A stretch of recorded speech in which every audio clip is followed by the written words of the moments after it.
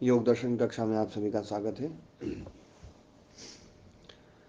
तो कल अपना जो सूत्र चल रहा था, जात्यंतर परिणाम है प्रकृत्यापुरात और निमित्तम अप्रयोजकम प्रकृति नाम वर्ण भेदस्तु तथा क्षेत्रिकवत। केवल्यपाद का दूसरा तीसरा सूत्र है ना। तो दयाराम जी। ओम महाराज जी। हाँ ओम जी, ओम है ना। ये जात्यंतर परिणाम है प्रकृत्यापुरात, है जी ना। ये बिल्कुल स्पष्ट हो गया सूत्र, जी महाराज। है ना। जी हाँ। हाँ, कल जी आपने एक महाराज। विकार शब्द की बात जो कही थी ना, जी तो ये जो लाइन है इसको दोबारा फिर से समझो, जी है ना। कायेन्द्रिय प्रकृतयः, काय और इंद्रियों की जो प्रकृति है, काय और इंद्रियों की प्रकृतियां कौन है? तन्मात्रा थी। काय की प्रकृति है भूत, हाँ जो है ना, पृथ्वी आदि भूत। जी और इंद्रियों की प्रकृति है अस्मिता, जी महाराज जी। है ना। ये थोड़ा स्पष्ट नहीं हुआ। इंद्रियों की प्रकृति अस्मिता। हाँ जी, अहंकार ये से थोड़ा बनते ना, स्पष्ट कीजिए।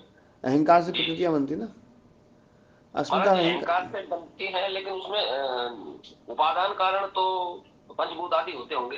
ये थोड़ा नहीं, इंद्रियों, समझने की बात है, इसको इंद्रियां जो समझ है में ना, आता है। इंद्रियों की जो प्रकृति है ना, वो महाभूत नहीं जी है। इंद्रियों जी की जो महाभूत तो प्रकृति बाद है, में आएंगे महाराज जी। हाँ महाभूत बाद में आएंगे। ये तो सूक्ष्म में निबट जाएंगे सारे। हाँ, इंद्रियों की जो प्रकृति है वो अहंकार है, अस्मिता, जी है ना। महाराज। जी महाराज। और काय की जो प्रकृति है वो भूत है, पंच महाभूत है। तो पंच महाभूत में ये सामर्थ्य है कि वो, है ना, जो है उसमें वो शक्ति है कि जैसे ये शरीर बना है, मनुष्य शरीर बना है, वो पंच महाभूत इन्हीं महाभूतों से मनुष्य शरीर की जगह कोई जीवों का शरीर भी बना सकता है या नहीं बना सकता है?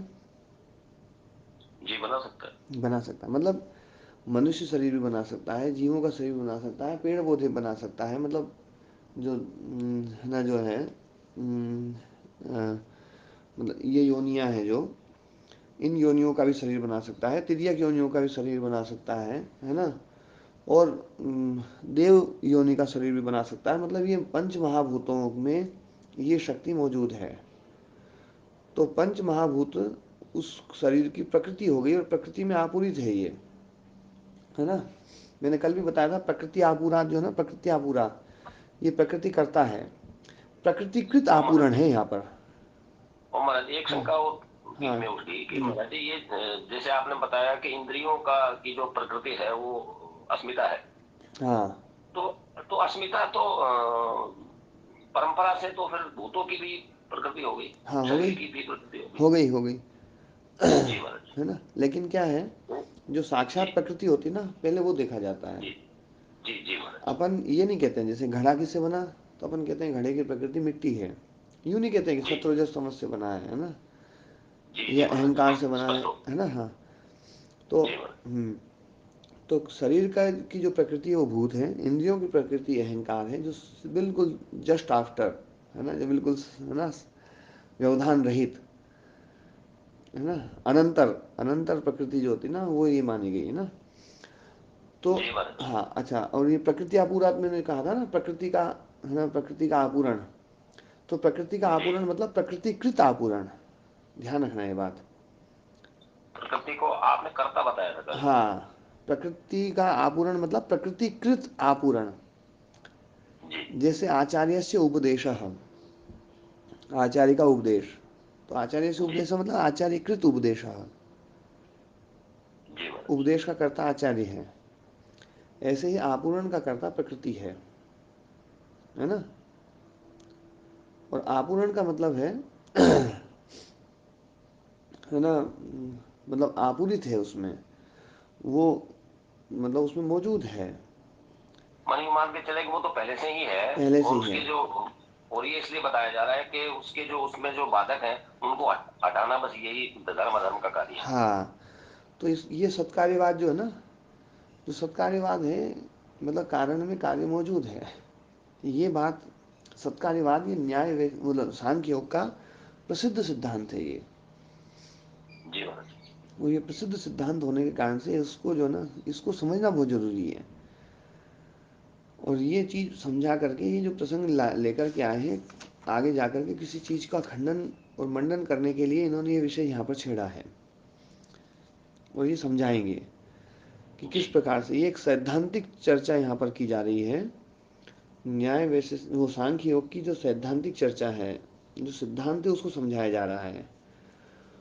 अच्छा, अब जो ना कल मैंने जो एक विकार शब्द का अर्थ बताया था परिणाम, अब इसकी दूसरी व्याख्या भी एक अच्छी से, जो बहुत अच्छी व्याख्या है। वैसे ये व्याख्या जो मैं बता रहा हूँ, ये व्याख्या जो ना की नहीं है, लेकिन मैं इसको फिर भी समझा रहा हूँ।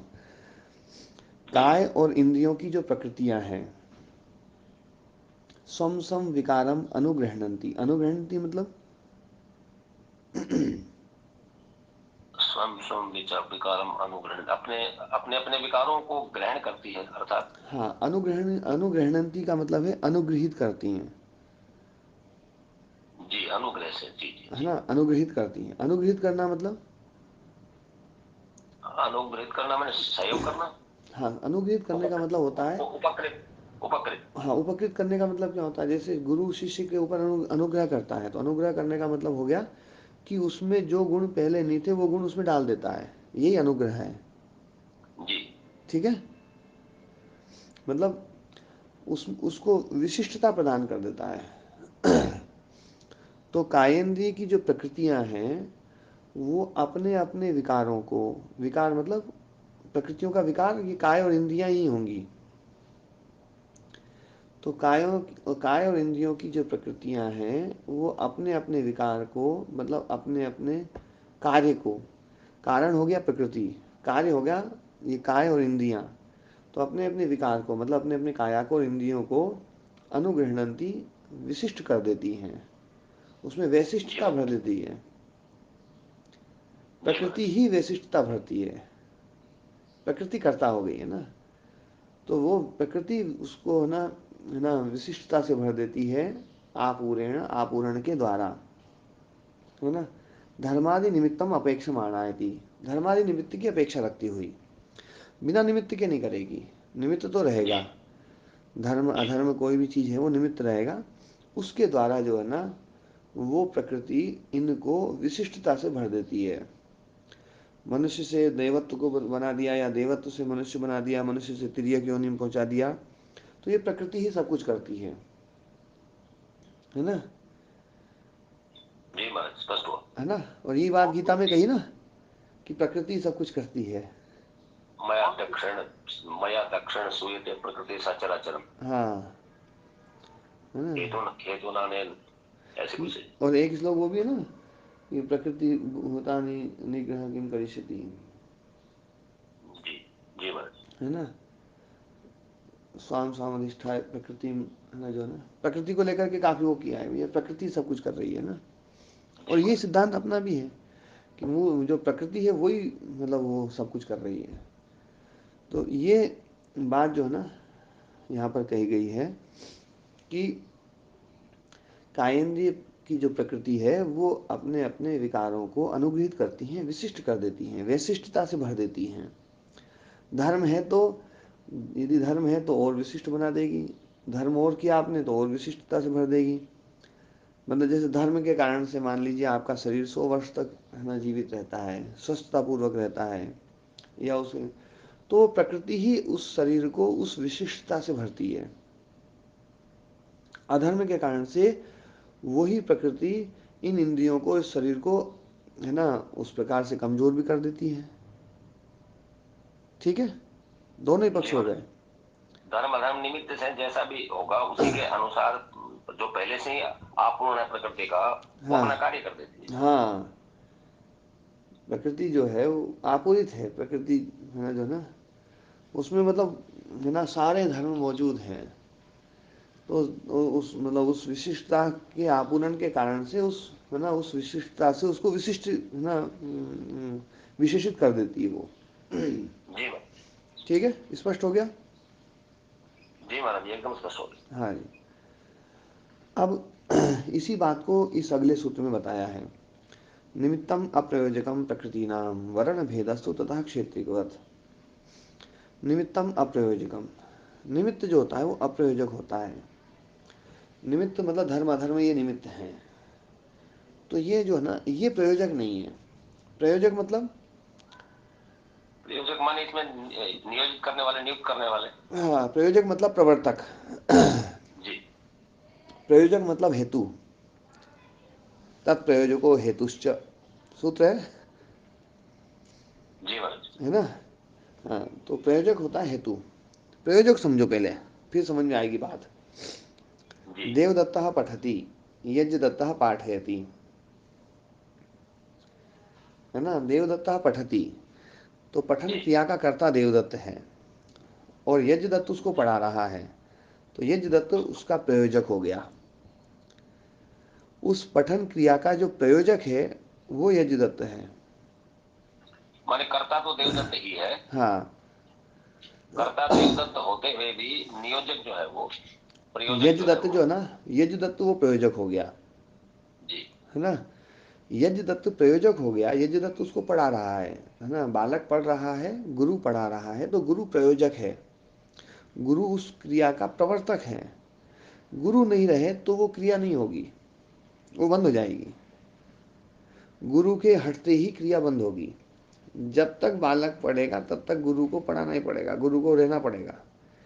क्रिया की माने गुरु जी एक समाप्ति, प्रकार, गुरु, क्या इसको ऐसा समझे महाराज जी कि ये निमित्त कारण और उपादान कारण को जो है भिन्न भिन्न दिखा रहे हैं। हाँ ये दिखा रहे हैं अभी।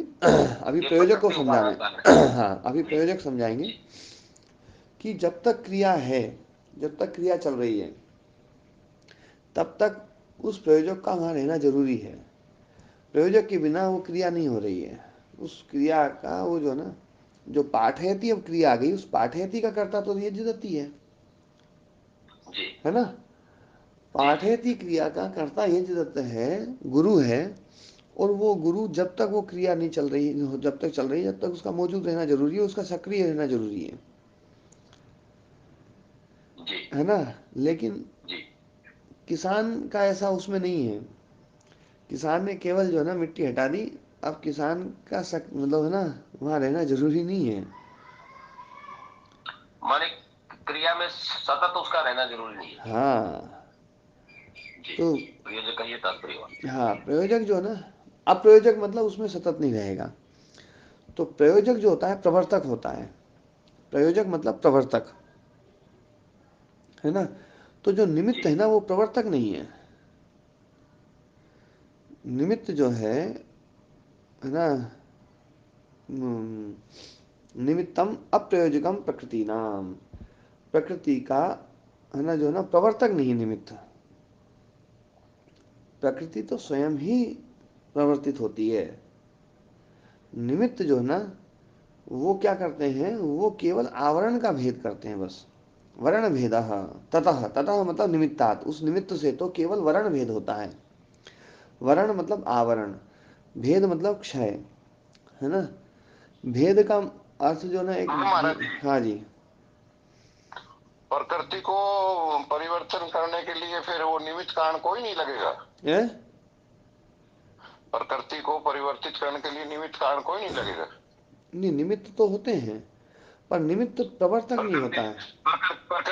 प्रकृति का निमित्त कारण क्या रहेगा फिर। नहीं, प्रकृति, मूल प्रकृति का तो कोई निमित्त कारण नहीं है, है ना।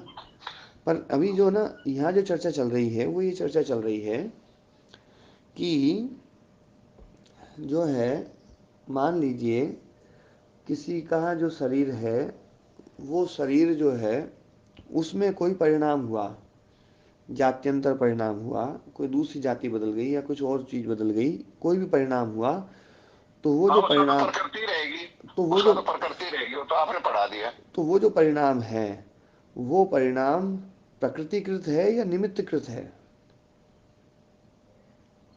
प्रकृति में भी निमित्त कर्त बना दिए ना आपने, वो चाक डंडा बना दिया और उधर मिट्टी बना दी, हाँ, तो प्रकृति में भी निमित्त, निमित्त कर्त बना दिया। तो निमित्त जो है ना, निमित्त उस, है ना, उस परिणाम को पैदा करते हैं, या केवल निमित्त का काम इतना ही है कि अब वो उसमें तो जो उसमें घालते आवरण हैं, वो तो है। उसी में शव में रहता है मिट्टी में। सुनो सुनो, पहले बात, पूरी बात सुनो, मेरे प्रश्न पूरा सुनोगे ना तब बात, तो तब उत्तर दोगे।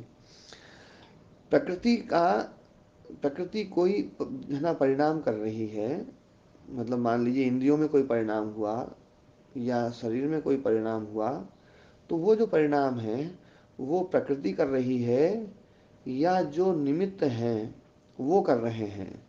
यदि निमित्त कर रहे हैं तो निमित्त क्या कर रहे हैं, कहीं केवल जो आवरण है उस निमित्त केवल आवरण को हटा रहा है, और वो जो परिणाम हुआ है वो तो प्रकृति में पहले से मौजूद है।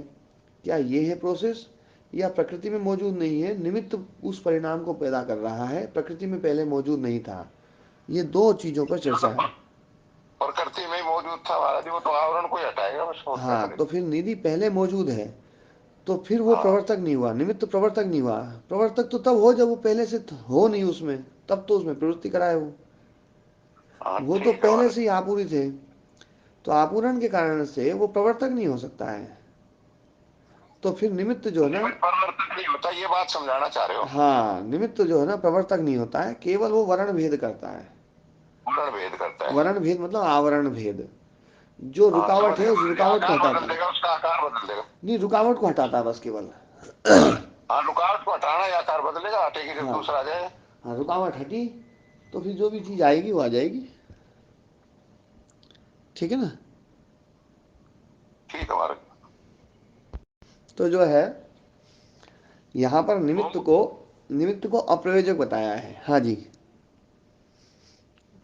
गुरुजी, मैं थोड़ा विषयांतर हूँ। हाँ, हाँ, गुरुजी मैं परसों आचार्य दयाराम जी की कुटिया में गया था। हाँ, वो अभी मौजूद है। हाँ। उनने जो मुझे बात कही वो मुझे जची हम्म। और मुझे अच्छी लगी। वो मैं आपसे उसका अप्रूवल चाह रहा हूँ बस, हाँ, हाँ। कि उन्होंने कहा कि एक महत है, हम्म। और वो महत है, वो व्यापक है। हम्म। जब अहंकार आ जाता है तो वो अनेक हो जाता है। हम्म। और बोले महत का ये कह रहे थे कि वो व्यापक बुद्धि, हम्म। और यानी कि व्यष्टि की बुद्धि, हम्म। समष्टि की बुद्धि, हम्म। और उनमें अहंकार आते हैं, वो व्यष्टि की बुद्धि हो जाती है। हम्म। ये थोड़ा स्पष्ट कर दें, हालांकि इन्होंने मुझे अच्छा से बताया है, देखो फिर भी एक मैं बात है, थोड़ा। एक है आकाश और एक है घट। आकाश और घड़ा। आकाश एक है, घड़े जितने होंगे उतने घटाकाश बन सकते हैं, जितने मठ होंगे उतने मठाकाश बन सकते हैं, है ना। आकाश एक है। अब ये जितनी भी उपाधियां बन रही हैं, ये सारी उपाधियां जीवात्मा जो है ना, जितनी भी जीवात्माएं हैं, जीवात्मा कहो परमात्मा कहो, ये सब उपाधियां जो बन रही हैं, ये उपाधियां जो बन रही है भिन्न भिन्न, तो वो भिन्नता आकाश की भिन्नता के कारण से उपाधियां बन रही है या घट की भिन्नता के कारण से बन रही है? क्यों जी दयाराम जी? और महाराज जी, हाँ जी। घट की भिन्नता से बन रही है। हम्म। आकाश में तो कहीं पर कोई अंतर नहीं आ रहा। आकाश में कहीं अंतर नहीं आ रहा ना, आकाश तो एक ही है ना। मतलब जी घट अलग अलग है, घट एक नहीं है। यदि घट जी एक हो जाए, घट पूरा एक ही हो जाए, जी मतलब पूरा एक, मतलब आकाश जैसा व्यापक हो जाए, है ना, जी जी तो फिर उपाधि भी एक ही बनेगी, दो नहीं बनेगी। जी महाराज। बिल्कुल स्पष्ट जी महाराज। है ना। अब इसी उदाहरण को हम उसमें घटाएं, तो आत्मा को कहां पर रखें, आकाश की जगह पर या घड़े की जगह पर? महाराज जी इसमें यूं ले सकते हैं, यदि एक उपाधि को हम ईश्वर का चित्त मान लें, हम्म। तो ईश्वर का चित्त एक मकान है, मान लीजिए एक हॉल है बड़ा सा। हम्म। उसमें जो आकाश है वो तो उसको तो हम मठाकाश कहेंगे। हम्म। और उसी में मान लीजिए कोई घट रखा है, हम्म। तो वो जो घट है वो मठाका, उस घट में जो आकाश है वो घटाकाश भी कहलाएगा, वो मठाकाश भी है पहले हम्म। से, हम्म। और वो आकाश भी है। हम्म। ऐसा समझ में आ रहा है महाराज मेरे हाँ, को। ऐसे समझ में आ रहा है, पर अभी में जो है ना, आकाश स्थानी कौन है? आकाश स्थानी यहाँ तो जो जो चर्चा नरेश जी ने की है वहां तो महतत्व है। नहीं, नहीं, आकाश स्थानी आत्म तत्व है। जी महाराज। मैं ये समझाना चाह रहा हूँ। जी महाराज। यदि महत तत्व को आकाश स्थानी कर देंगे, जी तो महत के द्वारा विशेषित कौन हो रहा है? महत के जी द्वारा, महत। जी महत जो है ना, महत के द्वारा विशेषित महाराज जी अव्याकृत हो रहा है। महत किसी को प्रकाशित नहीं कर सकता, क्योंकि खुद ही जड़ है, जी खुद जड़ है। महाराज जी, एक जगह इसमें ये कहा गया है कि महतत्व को ही हिरण्यगर्भ कहा है वहां, और हिरण्यगर्भ की परिभाषा करते हुए उन्होंने कोई कोई उदाहरण दिया था शंकराचार्य जी ने, कई बार जो है ना, कि देखो वहां लिखा है शब्दों में उन्होंने ना, शब्दों में कि अंतर आता अनंत। है। अभी महाराज जी, मैं जरा एक निवेदन करना चाह रहा था। हाँ जी। वहां कहा है कि अनंत ज्ञान शक्ति और अनंत क्रिया शक्ति का एक अथाह समुद्र है, जिसका नाम, जिसको हम लोग महतत्व कह रहे हैं या हम्म। जिसको हिरण्यगर्भ कह रहे हम्म। हैं। ऐसा कुछ था, ऐसा कुछ मेरी बुद्धि में बैठा हुआ है तभी, हाँ, इसलिए अनंत मैंने कहा ज्ञान कि शक्ति और अनंत क्रिया शक्ति है ना। जी। तो ये ज्ञान शक्ति कौन सी, जन्य ज्ञान या नित्य ज्ञान? जन्य ज्ञान। जन्य ज्ञान नित्य ज्ञान वाली। ना। देखो नित्य ज्ञान तो आएगा ही लपेटे में। हाँ, अच्छा, इसको जन्य ज्ञान ही समझिएगा, राम जन्य, कुमार जी सही समझे। तुरंत जी तुरंत तुरंत राम कुमार जी ने बोल दिया। राम कुमार जी ने एकदम सही पकड़ा जी। है ना, यदि, मेरे को भी बोलते ही समझ में आ गया। हाँ, यदि नित्य ज्ञान होता ना तो क्रिया शक्ति आ ही नहीं सकती थी, क्योंकि क्रिया नहीं जी हुआ। महाराज, बिल्कुल ठीक, बिल्कुल ठीक। है ना, जहाँ क्रिया है समझ लेना जन्य है, पैदा होने जी वाला है, महाराज। कि क्रिया ही पैदा करती ना, जन्य का तो कारण ही क्रिया है। ठीक है। अब जो है ना, जी ये जो जन्य ज्ञान और क्रिया शक्ति से युक्त जो है ना महतत्व, तो ये आत्म तत्व नहीं है, क्योंकि जन्य ज्ञान है। जी महाराज जी, मैं भूल गया था, वहां एक शब्द और भी किया प्रयोग उन्होंने, प्रथम जा। हाँ। प्रथम जा का मतलब जो प्रथम उत्पत्ति है, हाँ। वो हिरण्यगर्भ को या महत को ही कहा है। हाँ, प्रथम आप। उत्पत्ति, प्रथम विकार। जी जी। प्रथम जा मतलब प्रथम प्रथम विकार। विकार, है ना। जी जी और जो महाराज। प्रथम जा है, तो वो जो है ना, मतलब प्रथम विकार है, यहाँ पर जी, मतलब विकृति मानी गई उत्पत्ति धर्म वाला है है। ना। हाँ, तो विकृति मानी गई है, तो इसका मतलब ये आत्म तत्व की चर्चा नहीं है। जी जी ठीक है ना। तो जी महत महाराज। तत्व जो है ना, महत तत्व कभी भी जो है ना आकाश स्थानीय नहीं हो सकता, फिर वो घट स्थानीय ही होगा। जी, वो घट आकाश चाहे, चाहे वो कितना ही बड़ा हो। बड़े घड़े हाँ। में छोटा घड़ा आ गया, वो बड़ा घड़ा मान लो, मकान को छोटा घड़ा मान लो बस। हाँ, तो महत तत्व, तो महाराज जी, इसको महतत्व को ईश्वर की बुद्धि कह सकते हैं। नहीं अभी मैं उसकी भी चर्चा करेंगे ना अपन, पर मैं जी पहले एक बार ना, आकाश की जगह पर हमने आत्मा को रख दिया, है ना। जी आकाश की जगह पर आत्मा को रख दिया। अब जो है ना, ये घटाकाश मठाकाश जितने भी हैं, ये एक एक तो नहीं है, एक होंगे तो फिर तो, है ना, बात खत्म हो जाएगी, कोई उपाधि बनेगी नहीं फिर। उपाधि भिन्नता का मतलब ये है कि इसमें कई सारे हैं, घड़े भी हैं, सुराही भी है ना, मठ भी है, कोई आकार है ना, और भी जो है ना, जो भी खाली स्थान वाले जो पात्र हैं, जिनमें भीतर कोई है ना जगह होती है, जैसे मूड़ा मेरे सामने रखा है, मूड़े के भीतर भी है ना जगह है, जी कटोरी है, जग है, गिलास है, सब जो है ना जितने भी हैं, तो ये जितने सब अलग अलग हैं ये, जी इनमें सब में भिन्नता है ना। तो इसलिए जी महत तत्व में भिन्नता माननी पड़ेगी।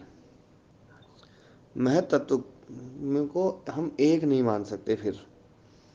वास्तव में ये जी जो महत है ना, देखो अभी हम सांख्य योग पढ़ रहे हैं ना, वेदांत में जी जैसे ही जाते हैं वैसे ही क्या होता है, वेदांत में अनेकों को भी एक करने की सुविधा है। जी वेदांत में अनेकों को एक करने की सुविधा है। कितनी चीज हो सबको इकट्ठा किया जा सकता है, बोले एक ही है तो सब, सब है ना, ये तो अलग अलग रूप जो है ना दिखाई दे रहे हैं, सब अविद्या है ना। जी लेकिन जी सांख्य योग में वो सुविधा नहीं मिलेगी। सांख्य योग बड़ा ज्ञान को लेकर के चलने वाला वो दर्शन है।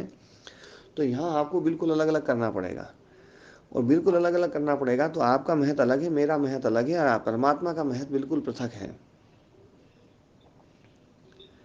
और बस आत्म नियम बुद्धि तत्व, काम नहीं करते। हाँ, और कि क्या था आत्म वो तत्व, क्या। हाँ, आत्म तत्व जो है ना, आत्म तत्व के कारण से, और आत्म तत्व तो व्यापक है, वो एक हो सकता है, वो सब चीज़ें ना, लेकिन ये सब चीज़ें अलग अलग होंगी। सांख्य में महत का प्रयोग होता है, और उसी महत के लिए योग में चित्त शब्द का प्रयोग होता जी जी है ना। महत और चित्त अलग अलग तो नहीं है। मैं स्पष्ट नहीं हुआ था। हाँ, महत और चित्त जो है ना, योग की प्रक्रिया में महत और चित्त जो है ना वो एक ही है, और वो जो महत है उसी से अहंकार बनता है, मतलब उसी चित्त से अहंकार बनता है। चित्त की जो प्रथम विकृति है, फिर चित्त की प्रथम विकृति मैंने कहा था कि अविद्या के कारण से जैसे ही आत्मा का रिफ्लेक्शन चित्त में होता है तो जी, सबसे पहली विकृति उसमें आएगी, वो मैंपन आएगा, अहंकार। अहंकार पैदा जी, होगा, मैं मन अहंकार। है जी। ना। तो ये जी। चित्त की प्रथम विकृति है। चित्त जी। महत है ना। और वो महत होते हुए अमहत होता है, अमहत होना शुरू जी। होता है। ये बात मैंने पहले बताई थी कि चित्त महत है, लेकिन जैसे ही उसमें विकृति आती है वो अमहत होना शुरू हो जाता है। अहंकार अमहत है वास्तव में। और अहंकार में फिर और चीज जुड़ जाएगी कि मैं सन्यासी हूं, तो ये और छोटा हो गया। महाराज जी, महाराज जी, अहंकार से आगे जो है वो तो सारा अहंकार का ही एक प्रकार से मतलब फैलाव है। हाँ, अहंकार का फैलाव है, प्रसार है। लेकिन है ना, लेकिन चित्त भी जो अहंकार आता है, केवल मैं हूं, केवल मैं हूं जी। ना, ये अंतिम जो मैंने बताया था ना कि ये अंतिम विपर्य जी। है ना। प्रमाण, विपर्य, विकल्प, निद्रा, स्मृति, जो 5 वृत्तियां हैं, उस 5 वृत्तियों में अक्लिष्ट विपर्य क्या है, तो बोले मैं हूं, जी। जी। है ना। ये अंतिम, जी। ये अंतिम सबसे अंत में यही चीज जाएगी। माने अहंकार का सबसे शुद्धतम स्वरूप है। हाँ, मैं हूं, है ना। तो महाराज जी, इसमें फिर जो व्यष्टि बुद्धि है और आप जिसको महत्व भी कह रहे हैं कि सबका इंडिविजुअल होता है, तो ये इनमें फिर भेद क्या हुआ? हाँ, अब ये जो महत है, ये है चित्त। जी। और ये जो चित्त है, ये सबका अलग अलग मानना पड़ेगा हमें। यदि हम सबको जी। इकट्ठा कर दें, सबको जी। इकट्ठा कर दें, तो चित्त ही संस्कार का आशय है। महत जो ना, संस्कार का आशय महत है ना। जी। हमारे कर्माशय का आशय भी महत है। और वास्तव में मुक्ति जो ना, वो महत की है। जी। जी। मुक्ति ओम महत की। महाराज जी, हाँ जी, ओम जी। तो महाराज जी महती दो हैं जो महर्षि स्वामी दयानंद सरस्वती जी ने बताया ना, अल्पज्ञ और सर्वज्ञ। हाँ, तो ये, परमात्मा वाला महत्व तो सर्वज्ञ हो गया, हाँ, और हमारे वाले अल्पज्ञ हो गए, तो सर्वज्ञ तो कभी अव्यक्त होता नहीं, हाँ। और ये अव्यक्त में चला जाता है, बस अगर इतनी तो रामलीला है। बस बस बस, आप बहुत बिल्कुल क्लियर समझे हुए हो। महाराज जी, पर राम कुमार जी की बात तो समझ में आई, बड़ी अच्छी लगी, लेकिन ये एक समस्या रहेगी अभी। ये हम्म। जो इंडिविजुअल बुद्धि हम जिसको कह रहे हैं, जिसको हम बुद्धि शब्द से लेते हाँ, हैं, महत का अर्थ भी हम बुद्धि करते हैं, तो इसमें महत में और इंडिविजुअल बुद्धि में फिर क्या अंतर हुआ? हाँ, मैंने पहले एक बार चर्चा करी थी दयाराम जी, आपने उस दिन ये बताई थी कि आज बुद्धि समझ में आई। महत है चित्त, और उस जी। महत का जो ज्ञानात्मक व्यापार भाग है, जो जी। ज्ञानात्मक व्यापार भाग है ना, वो है बुद्धि। मतलब वृत्ति जो है ना, वृत्ति, वृत्ति है जी। बुद्धि। वृत्ति जो है वृत्ति ना, बुद्धि है। हाँ, वृत्ति बुद्धि है। चित्त और बुद्धि में, है ना, जो ना कई बार जो है इन दोनों का समानार्थक शब्दों में प्रयोग होता है, चित्त कहो या बुद्धि कहो। लेकिन वास्तव में देखा जाए तो चित्त का जो ज्ञानात्मक व्यापार है, जी। निश्चयात्मक, जो निश्चयात्मक व्यापार है वो बुद्धि है। और जो संकल्प विकल्पात्मक है वो मन है। और जी। जो उसका क्रियात्मक रूप है वो कर्मेंद्रियां हैं। और जो उसका, है ना, जो है शरीर साधन रूप रूप, है। साधन रूप है, करण रूप जो ना, वो इंद्रियां हैं, जी। है ना। और जी। उसी चित्त का जो, है ना, मतलब तमस रूप माने, जी। वो संस्कार है, वो अविद्या है ना, संस्कार मान ले, है ना। तो ये उसी के अलग अलग रूप बन रहे हैं, विभक्त हो रहे हैं ये। महाराज जी, पर ये जो अगले विकार हैं, ये तो अहंकार से शुरू होते हैं, ये एक बार अहंकार से ऐसा शुरू मान होंगे, के चल रहे हैं। अहंकार से ही जी। शुरू होंगे। देखो, अहंकार तो, लेकिन अहंकार, अहंकार को बुद्धि की उत्पत्ति माना जाता है एक एक विचारधारा में, तो नहीं, ये अहंकार अहंकार, जो है वो बुद्धि का कार्य है, ना ना ना, महत का कार्य है, महत महत का का, कार्य हाँ, महत का कार्य है अहंकार जो है ना। देखो क्या है, केवल अकेला महत बुद्धि को पैदा नहीं कर सकता है। अपनी प्रोसेस क्या है। थी जी। कि जब अविद्या रहेगी, अविद्या रूपी पेंट पीछे लगा हुआ है, और आत्म तत्व मौजूद है, तो आत्म तत्व की उपस्थिति में जो जी। रिफ्लेक्शन हो रहा है, उस रिफ्लेक्शन जी। का सबसे पहला जो कारण, जो कार्य बनेगा ना, वो अहंकार बनेगा। तो केवल तो महत नहीं इस चाहिए, अहंकार में केवल महाराज महत जी, नहीं चाहिए, अविद्या भी चाहिए। महाराज जी, प्रक्रिया, महाराज जी, इस प्रक्रिया से तो फिर बुद्धि जो है, व्यष्टि बुद्धि जो है, वो अहंकार का कार्य हो गई और अहंकार उसका कारण हो गया। फिर से बोलो। यदि इस प्रक्रिया को मान के चले तो इसमें बुद्धि जो है, जिसको हम व्यष्टि बुद्धि कह रहे हैं, जिसको आपने वृत्त्यात्मक क्या कहा था, ज्ञानात्मक व्यापार कहा था, हाँ तो ज्ञानात्मक व्यापार बुद्धि फिर वो तो अहंकार का ही मतलब कार्य हो गया। देखो क्या है, जो अविद्या है, अविद्या जी जैसे ही अविद्या है उपस्थित है और चित्त है, जी तो अहंकार पैदा होगा। और अहंकार पैदा होगा तो जैसे ही अहंकार पैदा होगा वैसे ही जी वृत्ति पैदा होगी। वो जी वृत्ति पैदा होगी, वो वृत्ति ही बुद्धि है। वास्तव में जी वृत्ति बुद्धि जी है ना। और वो जो वृत्ति पैदा होगी, उस वृत्ति से आगे अलग अलग रूप और बनते जाएंगे वृत्तियों के, है ना। वो क्लिष्ट भी हो सकती है, जी अक्लिष्ट भी हो सकती है ना, प्रमाणात्मक विपर्यात्मक, है ना, कोई सी भी हो जी सकती जी। है। ठीक है। अब इसमें गुरु जो जी, है ना, हाँ हाँ जी, गुरु जी, वृत्ति बुद्धि है या वृत्तियों का पुंज बुद्धि है? नहीं, वृत्ति ही बुद्धि ठीक है गुरु जी। है ना। वृत्ति का पुंज क्या है ना, जो ना, क्योंकि वृत्ति जो है ना, एक बार में लगभग एक वृत्ति रहती है।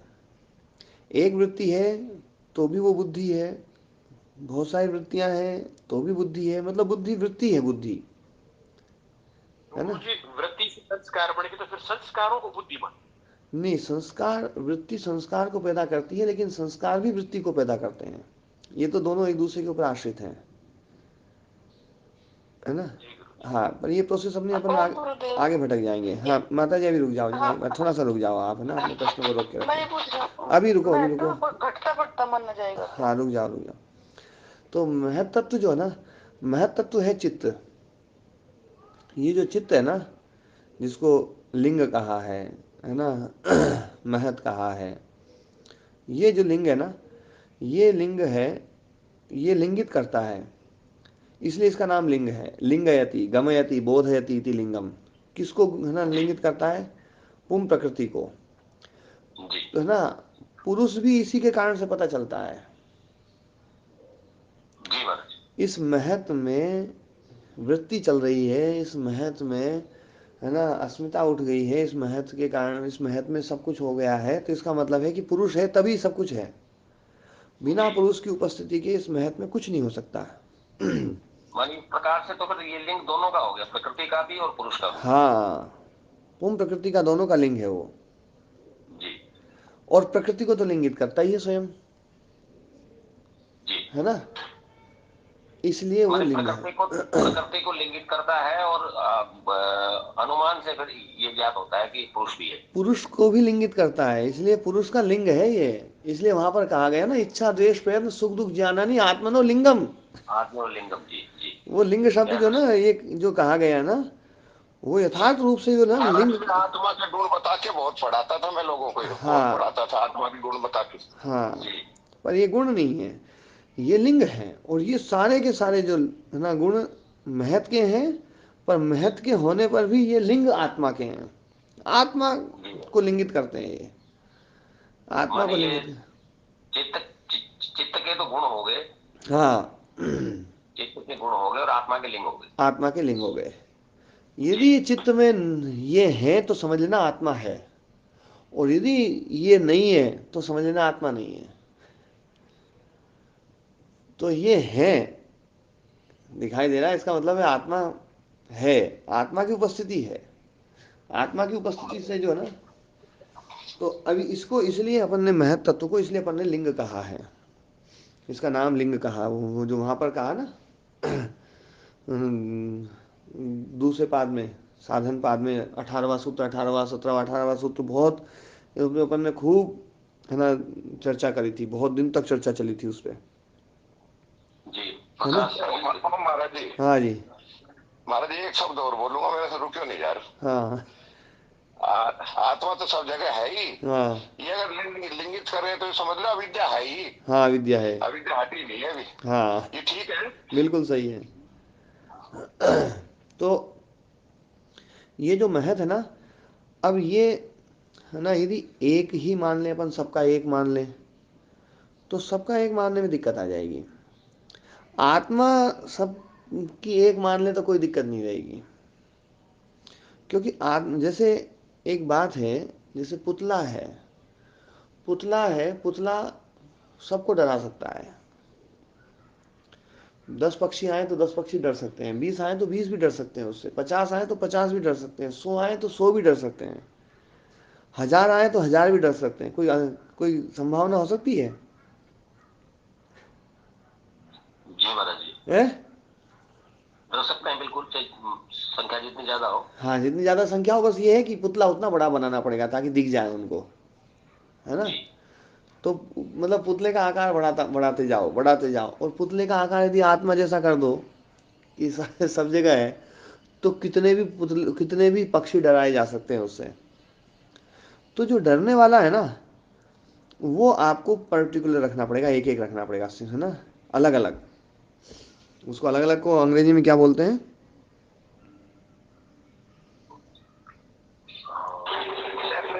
है, हाँ, सेपरेट सेपरेट रखना पड़ेगा, है ना, सेपरेट सेपरेट रखना पड़ेगा जो डरने वाला है। और डर का जो है ना, जो ना कारण है, जिसके कारण से वो मतलब लिंगित हो रहा है, वो डर, तो उस डर का जो लिंग है, हाँ, वो डर जिसको लिंगित कर रहा है, वो एक हो सकता है, उसमें एक में कोई दिक्कत नहीं है। उसको एक मान लो, चाहे पुतले एक हो, चाहे 2 हो, 10 हो, 20 हो, उसमें कोई वो नहीं है। वो है ना, वो पुतला एक भी वही काम करेगा, 10 भी वही काम करेंगे। तो वहां है ना, संख्या को लेकर के लड़ाई झगड़े की जरूरत नहीं है। वहां है ना, चाहे एक कह लो, चाहे अनेक कह लो, अनंत कह लो, कितनी कह लो, आत्मा है ना, जो है ना, उसमें लड़ने की जरूरत नहीं है। लेकिन इसमें यदि हम इस महत्व को यदि हम एक कर दें तो दिक्कत आ जाएगी। पक्षी एक ही मान लिया जाए तो दिक्कत आ जाएगी। भैया पक्षी एक है, फिर इतने सारे पक्षी अलग अलग डर रहे हैं, ये कैसे है ना? यदि पक्षी एक ही मान लिया जाए तो एक पक्षी की डरते सब डरने चाहिए, और जितना एक पक्षी डर रहा उतना ही सब डरने चाहिए। और एक पक्षी का भय खुल गया तो सबका भय खुल जाना चाहिए, पर ऐसा दिखाई नहीं देता है। तो पक्षी को हमें सेपरेट सेपरेट मानना पड़ेगा। इसलिए हमें चित्त को सबका सेपरेट सेपरेट मानना पड़ता है कि सबका चित्त अलग अलग है। ठीक है जी दयानंद? महाराज जी, लेकिन इसमें एक शंका और उठ गई महाराज जी, बीच हाँ में बात करते करते, जी कि वहां ये कहा है कि यक्षेत मांग मनसी, ऐसे एक मंत्र है उसमें नहीं, दयानंद जी, क्या कठोपनिषद है, में। आप इस चीज को जो ना, यदि वेदांत की के किसी प्रमाण को लेकर के आप समझने का प्रयास करोगे जी तो ये समझ में नहीं आएगा। तो महाराज जी, कुछ साधना में हम कौन से को मान के चले? हम जैसे पंचकोश वाली जो साधना है नहीं, उसमें अभी तो आप महत्व को समझो ना। मैंने जी की और मेरी चर्चा हुई थी। नहीं, मैं एक बात पूछ रहा हूँ, महत्व विषय किसका है, वेदांत का या सांख्य योग का? महत्व शब्द का शब्द का तो प्रयोग महाराज जी सांख्य योग में हुआ है। सांख्य योग का विषय है ना, तो इसको सांख्य योग से ही समझो ना इसको। यदि सांख्य योग से समझोगे ना। महाराज जी, सिद्धांतों की रक्षा करते करते साधना में रुकावट आ जाती है क्या? नहीं नहीं, सिद्धांतों की रक्षा करें या साधना को मुख्य समझे, ये समझ में नहीं आता। वेदांत में क्या है, उपनिषदों के आप मंत्र लेकर के आते हैं है ना, जो ना, तो उसमें क्या होता है, उसमें कई बार कोई सा शब्द किसी और दूसरे के लिए भी आ जाता है। जैसे आपने कहा महत जो ना हिरण्यगर्भ के लिए आ गया, महत उसके लिए आ गया, है ना। और उसमें जैसे है ना, जैसे आपने कहा कि भैया वो है ना अनंत ज्ञान और क्रिया का है ना वो आधार है, तो वो सब जो चीज़ है ना, तो वो इन शब्दों से कई बार क्या है उलझ जाते हैं अपन। तो आप अभी जो ना महत को सांख्य योग के हिसाब से समझो। महत है लिंग, जी महत है चित्त, और वो चित्त हमें अनेक मानने पड़ेंगे। हाँ, ये बिल्कुल जी, मानना पड़ेगा कि ये जो चित्त है ना, इस चित्त को हम अणु नहीं मान सकते, ये तो बिल्कुल पक्का है। तो फिर क्या माने जी इसका आकार? इसका आकार जहां जहां तक आपका भोग है ना, वहां वहां तक इस चित्त को मानना पड़ेगा आपको। महाराज जी, सांख्य योग की जो चर्चा में एक जगह जो स्वामी जिसके आप पुस्तक आपके पास योग दर्शन है, मैं भी वही पढ़ रहा था, हाँ उसमें एक ज्ञान योग के नाम से एक अलग से वो दिया है इन्होंने, हाँ। चैप्टर लास्ट में, चैप्टर लास्ट में 20 पेज था, उसमें इसी मंत्र की व्याख्या करते हुए, यक्षेत मांग मनसी, हम्म इसी की व्याख्या करते हुए उन्होंने ये कहा है कि अ, चित्त की जो व्याख्या की है वो कुछ ढीलमिल सी गई, वहां कुछ समझ में नहीं आ रहा था, इसलिए ये चर्चा हो रही है, और मैं उसी को लेकर साधना करने की कोशिश कर रहा था कुछ दिनों से, हाँ हाँ और मेरे को अच्छा भी लग रहा था। हाँ तो वहां का अंत में ये कहा है कि वो वांग मंत्र, हालांकि वो मंत्र तो वहां का है, लेकिन सांख्याचार्य थे अपने जिन्होंने ये पुस्तक लिखी है, ये तो आप भी अच्छे थे, मेरे से बेहतर जानते हैं। तो शंकराचार्य ने वहां जो जो चर्चा की है, वहां से ऐसा लगता है, उन्होंने कहा है कि ये जो महत है, महत जो है उसको उन्होंने देश देश देश से, मतलब एक प्रकार से मैं शब्द नहीं ढूंढ पा रहा, मतलब देशव्यापी नहीं हो, हाँ, देश से पृथक कर दिया ना। देश से पृथक कर दिया। और मैं भी लड़ाई में नहीं पड़ रहा हूँ इसके देश में, मैं भी ये कह रहा जी हूँ महाराज। कि इसको जो ना, आप ये मान लो कि जहां जहां भोग है आपका, वहां वहां जी आपके चित्त को मानना पड़ेगा, नहीं तो वो भोग बनेगा कैसे बिना चित्त के? जी बनाएगा कौन जी। है? बगैर खाने वाले के राशन कोई नहीं बनाता महाराज जी। हाँ, तो चित्त जो है ना, इसलिए चित्त को जो है ना, और चित्त तो देखो, जब ये कहा गया है कि भैया इंद्रिय प्रणाली से चित्त जो है ना बाहर निकल करके उसने पूरा व्याप्त करके, और पूरे जो है ना, मतलब मैं घड़े को देख रहा हूँ, तो घड़े को देख रहा हूँ, तो घड़ा जो ना, घड़े में चित्त जो है ना, चित्त ने घड़े को व्यापक कर रखा है। जी यदि चित्त के द्वारा व्यापक नहीं होता तो केवल यूं नहीं है कि भैया जो है ना, आंख से देखने मात्र से घड़ा समझ में आ जाए। जी आंख से इंद्रियां जो है ना, इंद्रियां वहां तक जा रही हैं, इसका मतलब चित्त वहां पर है, क्योंकि बिना चित्त के इंद्रियों का अस्तित्व ही नहीं है। तो महाराज जी, सांख्य में चित्त और महत्व पर्यायवाची है। हाँ, चित्त और महत्व पर्यायवाची है। वास्तव में महत्व जो है ना, मतलब योग में जो महत्व को लेकर के ही नहीं आए वो, इस जी शब्द को जल्दी से नहीं उठाया उन्होंने। योग जी दर्शनकार जो है महाराज। ना, चित्त को ही लेकर के चलते हैं, और ये बड़ा समझ में आने वाला है चित्त जो है ना। सांख्य जो है ना, थोड़ा सा क्या है, सांख्य की प्रक्रिया बीच में थोड़ी सी छिन्न भिन्न हो गई, जी जी और इसलिए सांख्य में जो है ना, सांख्य के कई सारे प्रसिद्ध ग्रंथ रहे होंगे, वो सब जो जी है ना थोड़े से गड़बड़ हो गए। योग दर्शन केवल व्यास मुनि जी के कारण से जो है ना बड़ा, बच गया, हाँ, बच गया, और वो एकदम बिल्कुल अखंडित रह शुद्ध गया। मिल गया, हाँ, शुद्ध मिल रहा शुद्ध है। उपलब्ध। हाँ। जी जी हम्म, जी तो महाराज इसलिए जो है, जी। हम्म, ठीक है महाराज जी, इस पे और चर्चा फिर आपके के चरणों में बैठेंगे तभी होगी, कक्षा में नहीं हो पाएगी। हाँ, नहीं कोई बात जी नहीं। महाराज। हम्म, जी महाराज। पर ये जो है ना, अपने को ये तो जरूर पक्का मान लेना है कि उपाधि भेद है, तो उपाधि भेद में दो चीज हैं, संघात में दो चीज हैं, उसमें एक चीज तो अपन मान सकते हैं कि चलो एक तो चीज है ना सब में एक जैसी है, पर एक चीज जो है ना सबकी अलग अलग माननी ही पड़ेगी, तभी इतने संघात हो सकते हैं, नहीं तो संघात, यदि दोनों ही चीज एक ही है, फिर तो सबका संघात एक ही हो जाएगा। ये तो बिल्कुल स्पष्ट है। फिर से बताइएगा महाराज, थोड़ा स्पष्ट नहीं हो। स्पष्ट है महाराज जी, परमात्मा तो अलग काट छांटना ही पड़ेगा, नहीं तो कैसे चलेगा।